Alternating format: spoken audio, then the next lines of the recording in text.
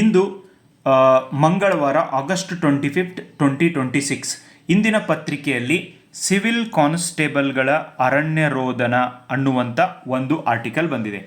ಇದರೊಳಗೆ ಏನು ಹೇಳ್ತಾ ಇದೆ ನೋಡಿ, ಪೊಲೀಸರು ಕೂಡ ಮನುಷ್ಯರೇ, ಪೊಲೀಸರಿಗೂ ಕೂಡ ಒಂದು ವಿಭಾಗದಿಂದ ಇನ್ನೊಂದು ವಿಭಾಗಕ್ಕೆ, ಒಂದು ಘಟಕದಿಂದ ಇನ್ನೊಂದು ಘಟಕಕ್ಕೆ ಟ್ರಾನ್ಸ್ಫರ್ ಬೇಕು ಅಂತ ಬಹಳ ದಿನಗಳಿಂದ ಇವರ ಬೇಡಿಕೆ ಇದೆ.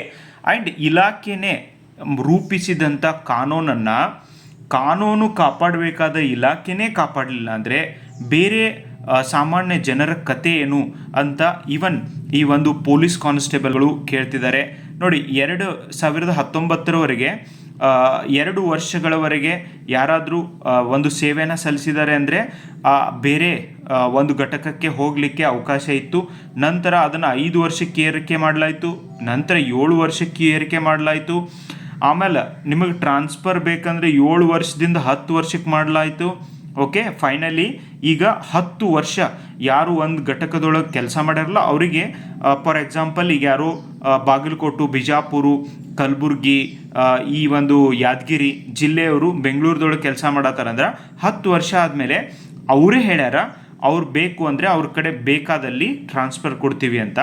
ಆದರೆ ತಾವೇ ಹೇಳಿರುವಂಥ ರೂಲ್ಸನ್ನು 10 ವರ್ಷಕ್ಕಿಂತ ಜಾಸ್ತಿ, ಈಗ 11 ವರ್ಷ ಆದರೂ ಕೂಡ ಅವರಿಗೆ ಟ್ರಾನ್ಸ್ಫರ್ ಕೊಡ್ತಿಲ್ಲ.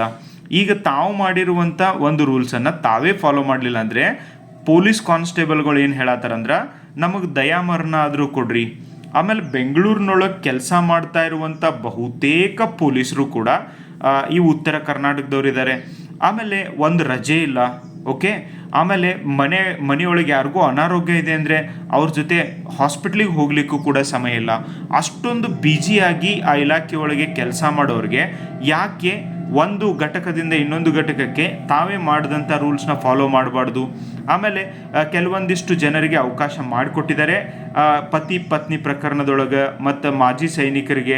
S, definitely they deserve it, because ಅಷ್ಟು ವರ್ಷ ಅವರು ಮನೆ ಬಿಟ್ಟು ಹೊರಗಿರ್ತಾರೆ, ಸೈನಿಕರಾಗಿ ಕೆಲಸ ಮಾಡಿರ್ತಾರೆ, ಅಂಥವ್ರಿಗೂ ಕೊಟ್ಟಿದೆ. ಇವರಿಗೆ ರಜೆ ಸಿಗೋದಿಲ್ಲ. ಆಮೇಲೆ ಇವರು ಎಲ್ಲೂ ಹೋಗಿ ಸ್ಟ್ರೈಕ್ ಮಾಡೋಂಗಿಲ್ಲ. ನೀವು ಸ್ಟ್ರೈಕ್ ಮಾಡಿದಾಗ ಇವ್ರು ಎತ್ಕೊಂಡು ಹೋಗ್ತಾರೆ, ಜೈಲಿಗೆ ಹಾಕ್ತಾರೆ, ಪೊಲೀಸ್ ಸ್ಟೇಷನ್ ಕರ್ಕೊಂಡು ಹೋಗ್ತಾರೆ. ಓಕೆ, ಬಟ್ ಇವರಿಗಂತೂ ಸ್ಟ್ರೈಕ್ ಮಾಡುವಂಥ ಅವಕಾಶನೂ ಇಲ್ಲ. ಓಕೆ, ಆಮೇಲೆ ಸ್ಟ್ರೈಕ್ ಮಾಡೋದು ಬಿಡ್ರಿ, ನೀವು ಹೈಯರ್ ಆಫೀಸಿಗೆ ಲೆಟರ್ ಬರೆದ್ರೆ ಅಥವಾ ಆಫೀಸಿಗೆ ಹೋಗಿ ವಿಸಿಟ್ ಮಾಡಿದ್ರೆ ಕ್ರಮ ಗ್ಯಾರಂಟಿ ಅಂತ. ಸೊ ಈ ಒಂದು ಬ್ರಿಟಿಷ್ ಮೆಂಟಾಲಿಟಿ ಇತ್ತಲ್ಲ, ಮನಸ್ಥಿತಿ ಇತ್ತಲ್ಲ, ಸಾಮಾನ್ಯ ಜನರ ಮೇಲೆ ಎಫೆಕ್ಟ್ ಆಗುತ್ತೆ.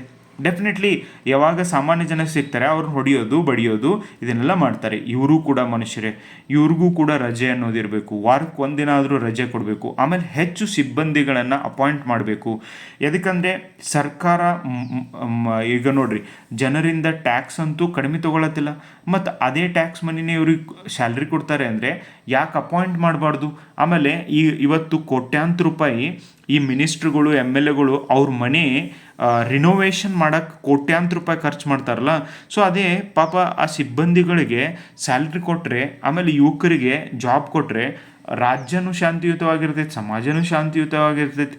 ಆಮೇಲೆ ಯಾರಿಗೆ ಈಗ ನೋಡಿ, ಭಾಳ ಜನ ಈಗ ಸಿವಿಲ್ ಪೊಲೀಸ್ ಕಾನ್ಸ್ಟೇಬಲ್ ಯಾರ್ಯಾರೆಲ್ಲ ಎಕ್ಸಾಮ್ ಬರೆದಿರಿ, ಯಾರು ಓದಾತ್ತೀರಿ, ವೃದ್ಧಾಪ್ಯದೊಳಗೆ ನಿಮ್ಮ ತಂದೆ ತಾಯಿಗೆ ಸಹಾಯ ಮಾಡಬೇಕು, ನಮ್ಮ ಮನೆಯವ್ರು ನೋಡ್ಕೋಬೇಕು ಅನ್ನೋ ಕಾರಣಕ್ಕೆ ನೌಕರಿ ತೊಗೊಂಡು ಭಾಳ ಜನ ನೌಕರಿ ಒಳಗಿದ್ರೆ ನಾವು ಇದನ್ನೆಲ್ಲ ಮಾಡ್ಬೋದು ಅನ್ನೋ ಕಾರಣಕ್ಕೆ ಮಾಡತ್ತಿರಲ್ಲ.